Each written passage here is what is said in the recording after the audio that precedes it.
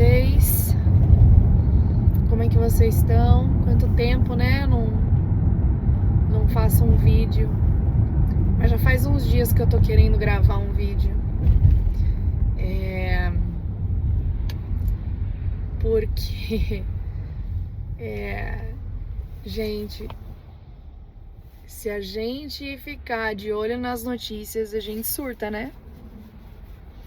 Se a gente fica de olho nas notícias, a gente começa a ficar numa ansiedade muito grande. E não que a gente não precisa saber do que está acontecendo no mundo, né? Porque senão a gente vai viver... com os olhos tapados, né, do que está acontecendo. E assim, Jesus na Bíblia diz que a gente teria que ficar assim, prestando atenção nos sinais, né, para saber quando as profecias estariam sendo cumpridas, enfim.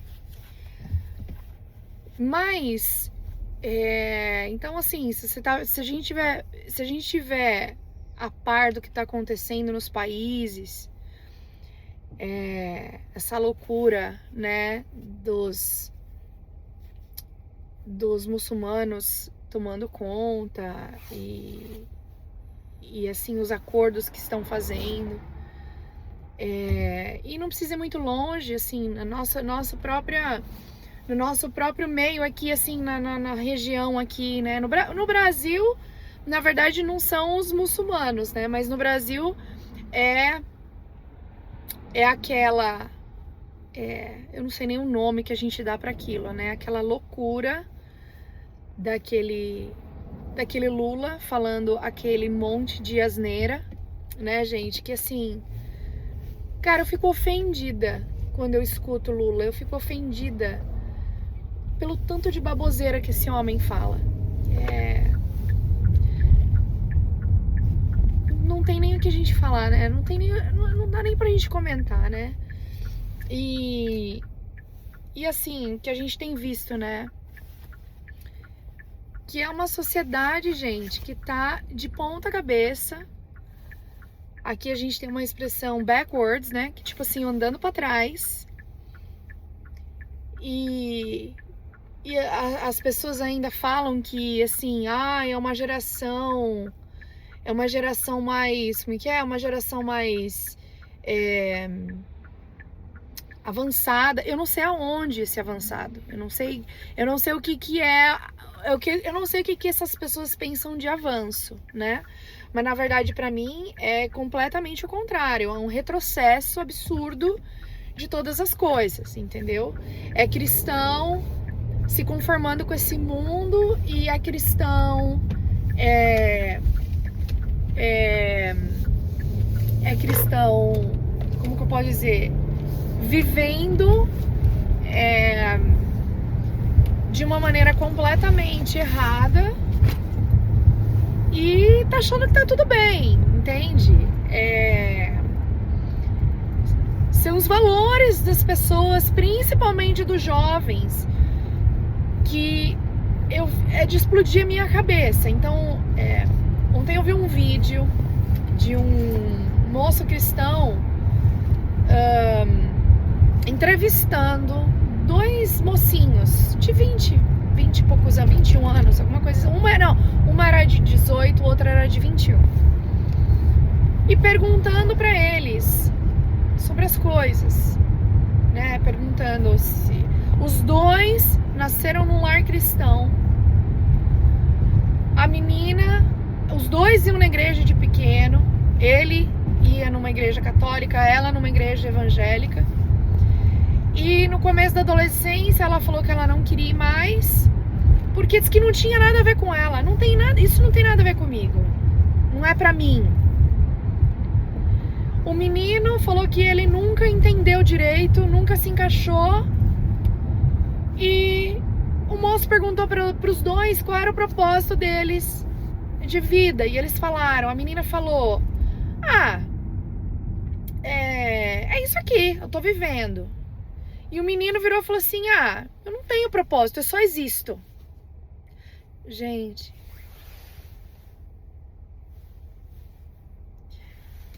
aquilo me deixou com um coração muito apertado. Sério mesmo, gente, me deixou com o coração apertado. E eu fiquei me perguntando, gente, o que levou esses dois meninos, esses dois jovens a pensar dessa maneira, né? O que levou a esse menino e essa menina começarem a pensar nisso, pensar dessa maneira? Bom, sem a menor hipocrisia aqui, gente, sem a menor hipocrisia e sem a menor arrogância que eu vou falar, e o pouco de conhecimento que eu tenho, pouco mesmo, porque, gente, eu tenho muito para aprender. Quanto mais a gente lê a Bíblia, mais a gente sabe que a gente não sabe nada, mais a gente começa a entender que a gente não sabe nada dessa vida, que é muitas coisas ainda para serem respondidas, né? Mas a primeira coisa que vem na minha cabeça é essas duas crianças, essas para mim são crianças, né? 18, 21 para mim são crianças. Esses dois jovens, primeiro, provavelmente a família não viveu o evangelho em casa. Eles não viram o evangelho ser vivido dentro de casa. Segundo esses pais, eles deveriam ir na igreja no domingo e voltar para casa e viver uma vida normal, né? Viver uma vida normal, volta pro mundo depois e acabou. Esses pais não devem nunca ter lido a Bíblia dentro de casa, nunca ter explicado o evangelho, o propósito do evangelho. Nunca deve ter ensinado a base, né, cristã para esses dois. E aí me lembra a parábola que Jesus contou, né? Que eu sempre esqueço do nome da parábola, mas é a parábola onde as sementes caíram nos solos, nos vários tipos de solos, né? E aí, imagina, a cabeça desses dois que não viveram o evangelho, que não conhecem o evangelho, ir na igreja, escutava na igreja uma coisa, ia pro mundo, via que todo mundo tava vivendo, né? Totalmente ao contrário do que o evangelho era pregado no domingo. Via provavelmente um monte de hipócrita, né? Vivendo. Todos somos, mas eu digo assim, né? Não, quando você não conhece a base do evangelho, quando você não conhece o mínimo do evangelho e você vê a hipocrisia nas pessoas, você não consegue entender, você se revolta, né? E aí veio, né? Porque assim, eles iam querendo ou não, eles iam no culto no domingo. Então a semente foi plantada. Só que foi plantada num solo, vocês já sabem, né? Cheio de pedra. Ou num solo infértil, né? Como diz lá, num solo onde, enfim, o inimigo vem e leva embora a semente, né? Então é isso, gente. É basicamente isso. Então, assim, esse mundo, gente, tá maluco. Tá maluco. Ontem, anteontem, não lembro, ganhou lá o prefeito de Nova York, um muçulmano. Não vai dar muito tempo, aquela cidade tá tomada de muçulmanos. Entendeu? Eu não estou falando mal de muçulmanos. É uma religião difícil. Entendeu? Uma religião bem complicada. Onde eles estão, onde os muçulmanos estão, tudo à volta deles tem que... tudo à volta deles tem que acontecer do jeito deles. Então, assim, eu tô falando daqui, as escolas aqui, a maioria das escolas, talvez não sejam todas, mas a maioria das escolas, elas têm um canto onde elas tiveram que abrir um espaço para esses muçulmanos irem lá e fazer a reza deles lá 300 vezes no dia, que nem eles fazem.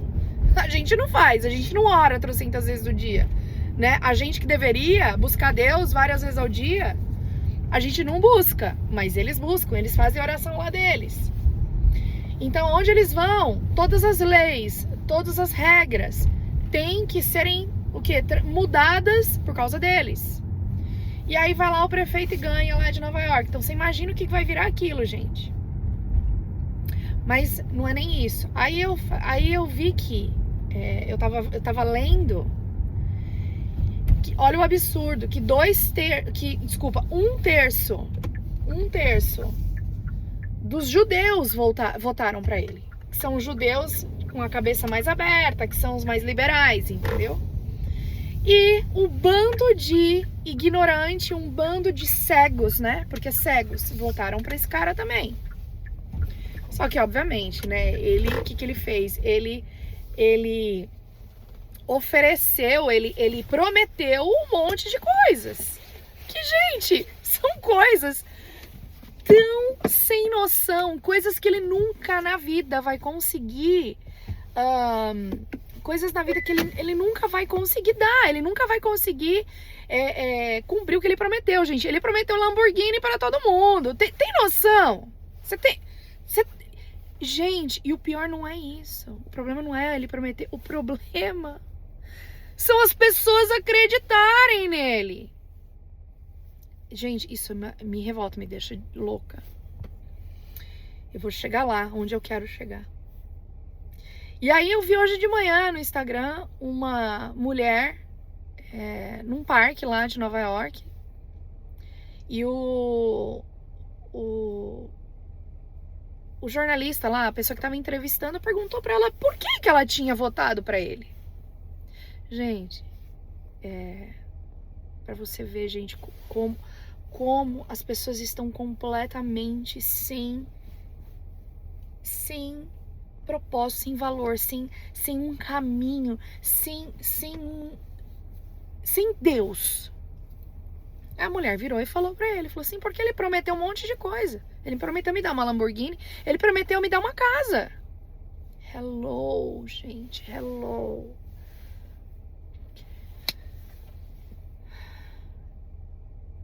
Gente, a Bíblia diz isso. A Bíblia diz que nós passaríamos por esse...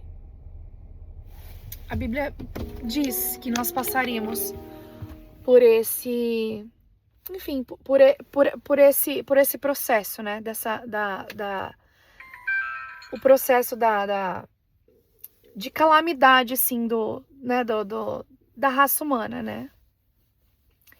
E tá acontecendo, gente. Já tá acontecendo já há muito tempo, mas hoje... Aqui, há algum tempo atrás, e eu tô falando tempo atrás, eu não tô falando de trocentos anos, não. Tô falando talvez de um ano atrás. Ou de, no máximo, 2 anos atrás. As pessoas tinham vergonha de falar certas coisas. Ou ainda tinham um certo discernimento. Agora, ninguém tem mais, gente. O que vem na cabeça, as pessoas falam. As coisas mais absurdas as pessoas falam. Você vê, e eu não tô falando só de jovens não, mas principalmente os jovens, a vida deles gira em torno de coisas materiais. A gente vai pro Brasil, quando a gente vai pro Brasil, a gente volta. E a gente vê, gente, como as pessoas conhecem de marca. Tudo de marca, as pessoas... Às vezes não tem, gente, uma situação boa, mas você vê eles com celular caro, com tênis caro, que nem às vezes a gente tem aqui, que a gente tem mais facilidade. Não é que a gente é rico, não. Mas a gente tem mais facilidade de ter as coisas aqui, mesmo assim, às vezes a gente não tem. Ou então a gente pensa 2 vezes antes de trocar, sei lá, um celular. Tipo, tá bom ainda, tá funcionando, né? Só porque, né, saiu um celular novo. E a gente vê, gente, as pessoas voltando, assim, uma distorção de valores. Uma distorção de valores nos Estados Unidos. Tem uma lei para dar os mesmos direitos de um ser humano a um aos animais, gente. Olha as loucuras que estão acontecendo. Então, tem lei nos Estados Unidos para ser aprovada, para regular o AI lá, a inteligência artificial, gente. E tem gente, olha só o absurdo. Um monte de gente nos Estados Unidos estão falando que casariam com um AI, gente. Olha, é de explodir minha cabeça. Fora milhões de coisas que a gente anda vendo. Aqui no Canadá, então, nem se fala, né? Enfim, país extremamente liberal, socialista, horroroso as coisas estão aqui, né? Esse nosso primeiro-ministro é louco, completamente maluco, entendeu? Com certeza o nosso dinheiro vai, com certeza, isso eu não tenho dúvidas que nosso dinheiro vai para esse monte de organização terrorista. Isso daí eu sei que chega lá, infelizmente. É triste demais. Mas enfim, gente, eu tô falando tudo isso porque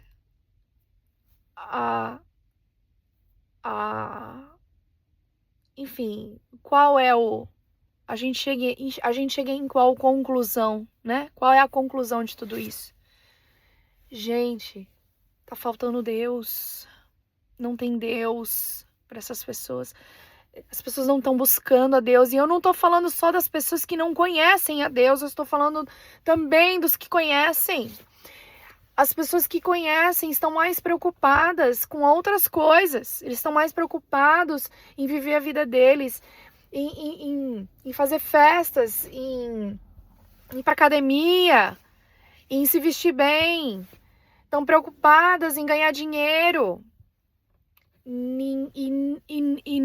Não tô falando que ninguém, tá, gente? Não é isso que eu tô falando, mas eu estou generalizando porque a verdade é essa, porque é a maioria.